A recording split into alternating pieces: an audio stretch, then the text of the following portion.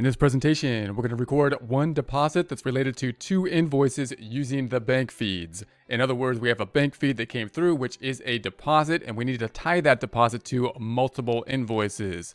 Here we go with Xero. Here we are in our G dashboard. We're going to be opening up our financial statements, going to the accounting drop-down on down to that balance sheet. Once opened, we will duplicate by going to the tab up top, right-clicking on that tab, and duplicating that tab. We're going to go back to the tab to the left, do the same process for the income statement. So we're going to go to the accounting drop-down, go on down to that income statement. Then once that opens up, we will once again duplicate that report, mousing over the tab up top, right-clicking on it, and duplicating that tab. Then we're going to open up the reconciliation report, back to the first tab, accounting drop-down. We want to go to the reports, which is the second item under the accounting drop-down. We're then going to go down to the accounting section, and it's going to be the second item in the accounting section, bank reconciliation summary. So we're going to open that one up. Then we're going to duplicate that tab, right-clicking on the tab up tab to duplicate it. Then we'll go back on over to the balance sheet. Let's check out our dates, see if we can get the dates correct this time. If I can, I'm going to go to the dates. I want to go up to April. We want to be in April this time. April 30th. Update April 30th. Income statement. I'm going to leave the end date. I want the beginning date to be April 1st. So April 1st. And then we don't have any data after the end of April. So that'll be basically good. We'll be good to go there. And then we're going to go to the bank reconciliation. We want to be taking this from the checking account, of course, and the date, once again, being in April, the 30th of it. And we'll update that. Back to the first tab. Now we're going to be going to our accounting drop-down. We're going to go on down to our bank accounts. We're going to be considering our bank feed information. We're left down here with this little blue button with 3 remaining items. So we're going to be working with those 3 items. So we'll click on there so we can do so. Then I'm going to hold down Control, zoom in just a bit by scrolling up on the scroll bar to get to that 125. That's where I like to be. Last time we entered a deposit, we tied it to an invoice. So remember our process. Let's go over to our flow chart over here. We're going to say, all right, now we have to have invoices that we're going to send the invoice. I want to send the invoice, so I'm going to have to deviate from a complete cash basis method. So last time we created an invoice and then we waited for the deposit to happen through the bank feeds. And we're able to tie those two things up, creating a transaction which will take something which will record the deposit and remove the amount outstanding from the receivable, which was created by the invoice.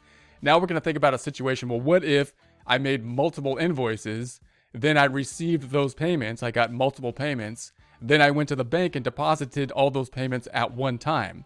Well, what's going to happen then in the bank, when it clears the bank, you're just going to see one deposit, and that's all that's going to happen with multiple different amounts in it.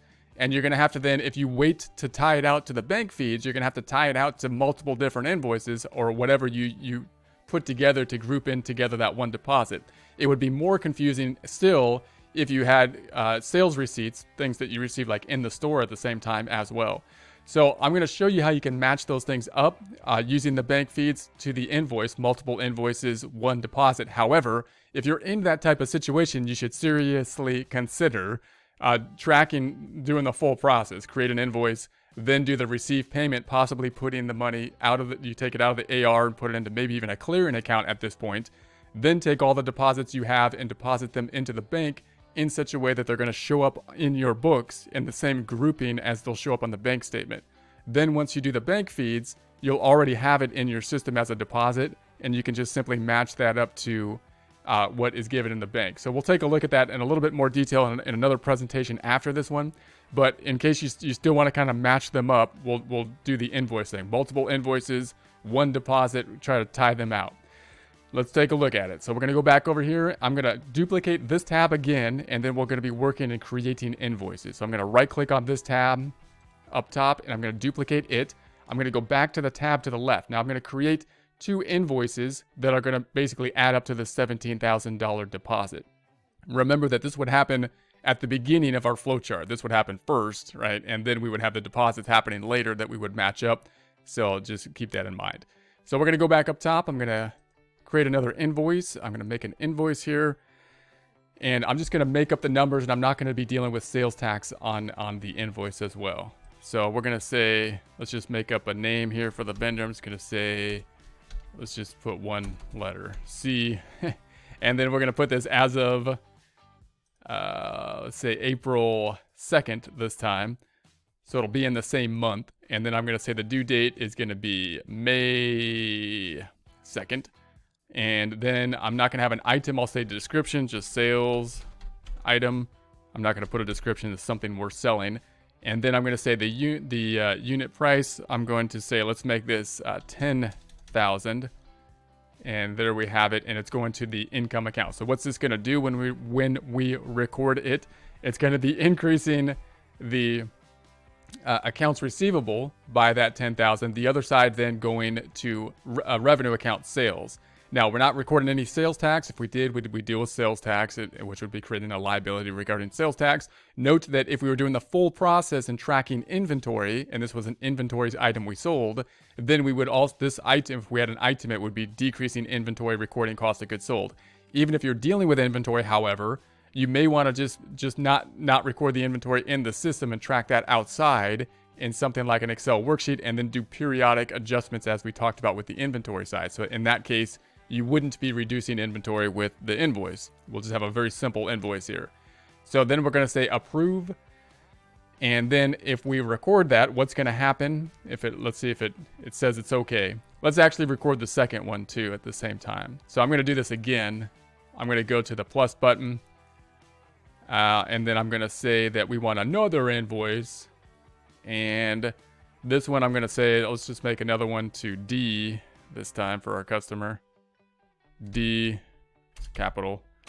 And we'll make this as of April 2nd as well. And then the due date is going to be May 2nd. All right. And then the description, once again, I'm just going to say sales quantity 1, and this is going to be 7,000. So, and that's going to do the same thing. It's going to increase the accounts receivable. The other side is going to be going to the revenue account. Let's approve that and see what happens. So we're going to say, all right, so let's make sure it gives me a green. Okay, it's good. It didn't do anything funny. No red marks here. So then if I update the balance sheet, if I go on over to the balance sheet, what does that do to the balance sheet? Well, now it increases the receivable in the balance sheet. It says people owe us money. If I was to see who owes us the money, the aged balance sheet report, it would be broken out by customer.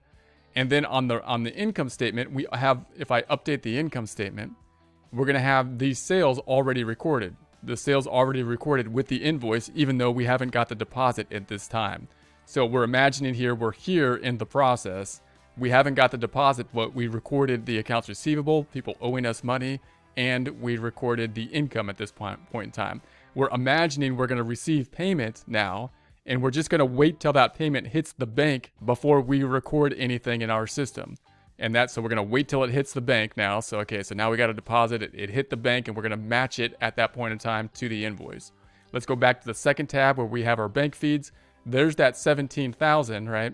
But I have 2 invoices, so I'm going to update this field and see if Xero's able to tie out that 17,000 to the 2 invoices that we have outstanding, which it may not be able to because it's only got one thing to tie out to, and that's going to be the amount. So last time it was able to do that when I only had 1 invoice for the exact same amount, but this time I have 2 invoices, so I'm not really expecting it to pick that one up. Maybe, but I'm not expecting it. So let's go ahead and refresh the screen, see what it does. So no, it didn't pick it up, right? And that's to be expected, right? It only has a dollar amount. So now we're going to say, well, I know there's a couple invoices that make up this deposit, so let me think if I can find them. So you have this find area over here, so we can go into the find items, and then I can say, oh, there's these 2 that happen to add up to the 17,000.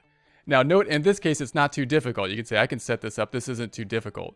But if you have a lot of invoices that match up to the deposit, or if you have invoices and sales receipts that are happening in the store, this will get kind of complicated. You know, if you have 3 or more that you have to add up, it'll get complicated. So if this is something that's a problem, it's going to cause a problem, what you want to do is maybe create a clearing account and then put that information into the clearing account when you receive the payment, actually record it into the system. And then you'll record a deposit. So in other words, you'll have an invoice, accounts receivable goes up, the other side is sales. Then you record receive inventory, and you're going to record that into a clearing account, a cash account that's a clearing account, and the other side reducing the accounts receivable. Then when you record it to the bank, group it in the same format that it will appear on the bank statement. And then when you have the bank feeds, all you have to do is match it up to the deposit you already put in the system. So that's what I would recommend if things get a little bit more complicated. This is about the highest level of complication you would want without doing that full system. So then of course we can select these two and say, look, those two add up to that number, and it says, there's a match. So now we have the match. So now we have these two invoices that are going to match out. So now we're kind of in the same spot we were in the prior presentation, except now we have two invoices. So what's going to happen here? Remember, it's not exactly the same thing as a match as if the deposit was there. If we had a deposit for $17,000, it would match up the deposit and it wouldn't record anything new. It would say, hey, look, this deposit's already been recorded. Here it's saying, we matched it up to the invoice, which means that you have an invoice that ties out. We're going to match it out, but we're also going to make a new transaction. That new transaction being the deposit on our side of the books, $17,000, and the other side decreasing the accounts receivable. So we are recording a transaction when we do this match process. So I'm going to go ahead and record that and let's see what happens.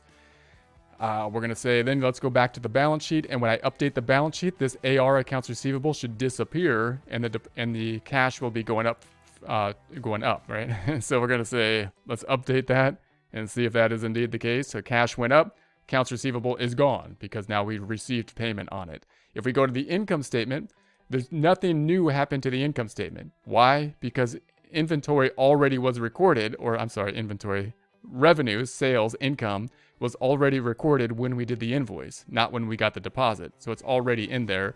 And if it was in the prior month, then we would have recorded revenue in the prior month on an accrual basis because we're running an accrual basis for revenue cycle now.